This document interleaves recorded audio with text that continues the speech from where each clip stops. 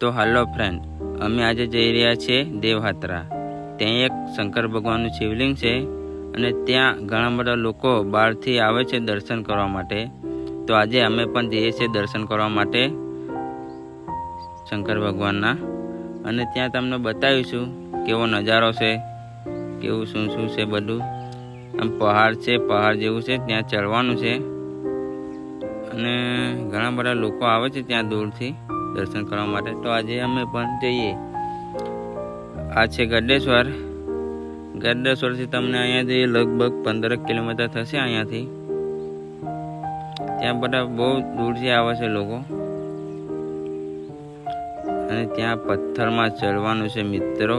તો જેનાથી ચડાય એવું હોય તે લોકો જજો, બાકી તો બહુ ચડવાનું તો બહુ અઘરું છે ત્યાં। અને ગડેશ્વરથી પછી રાજપીપળા રસ્તા પર આવી જવાનું છે, અને અહીંયાથી તમને એટલું જ થશે 15 કિલોમીટર, બરાબર મિત્રો। બન્યા રહો બ્લોગ પર, બતાવીશું તમને ત્યાંનો નજારો। અને આ છે આપણી નર્મદા નદી, જુઓ મિત્રો, આપણી નર્મદા નદી ગડેશ્વર।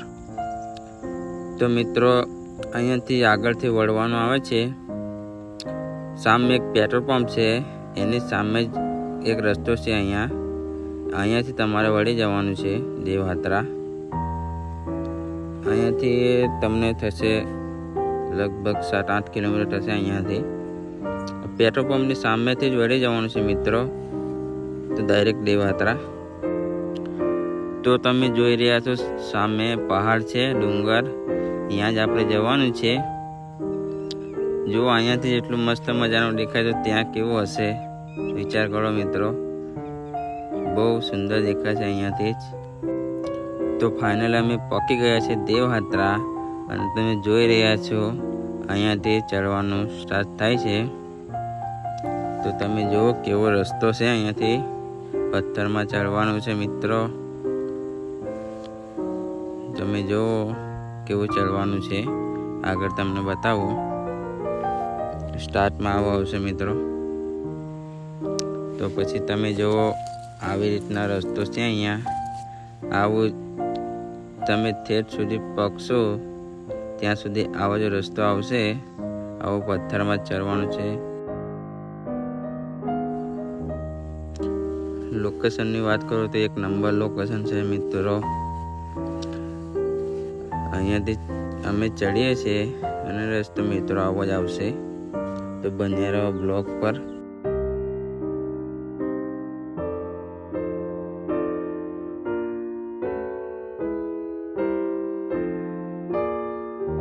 તો મિત્રો હું તો ચડતા થાકી ગયો હતો, એટલે હું તો બેસી ગયો। બહુ થાક લાગે મિત્રો, અહીંયા તો બહુ અઘરું છે ચડવાનું। હું તો બેસી ગયો 10 થી 15 મિનિટ, ગરમી પણ બહુ થઈ ગઈ છે। તો ફાઇનલી અમે અડધે પહોંચી ગયા છે, અને થાક તો મિત્રો બહુ લાગ્યો છે। અહીંયા પહોંચવા માટે અમને 1.5 કલાક લાગ્યો છે, અને હજી અડધું ચડવાનું છે, જેટલું ચડીને આવ્યા એટલું। એટલે મિત્રો 3 થી 4 કલાકનો રસ્તો થશે। અને તમે લોકેશનની વાત કરો તો 1 નંબર લોકેશન છે। વિડીયો શૂટ, ફોટો શૂટ કરવા માટે તો 1 નંબર લોકેશન છે। જો તમે પહાડો કેવા છે, વાદળ તો એક મસ્ત મજાનું 1 નંબર લોકેશન છે। અહીંયા તમને આગળ સુધી થોડોક રસ્તો આવો સારો મળી જશે સરખો, પછી તો પાછું પથ્થરવાળું ચડવાનું છે મિત્રો। જો 1 નંબર લોકેશન છે ભાઈ। તો તમે પણ આવો શંકર ભગવાનના દર્શન કરવા માટે। જુઓ લોકેશન।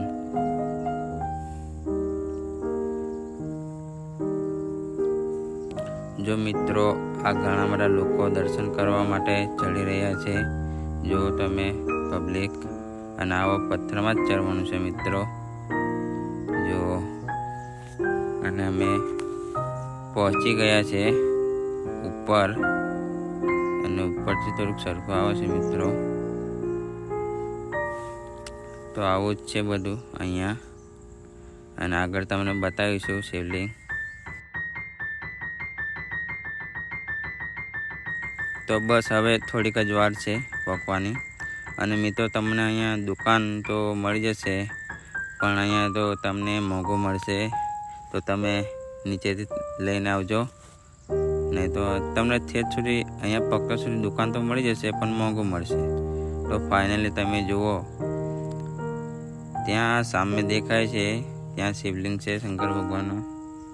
જુઓ તમે નજારો, મસ્ત મજાનું છે, એકદમ વાદળ. જુઓ અહીંયા લોકો દર્શન કરવા માટે આવે છે. તો તમને બહુ નજીકથી બતાવીશું, બન્યા રહો બ્લોગ પર. તો અમે જઈએ છીએ હવે નીચે.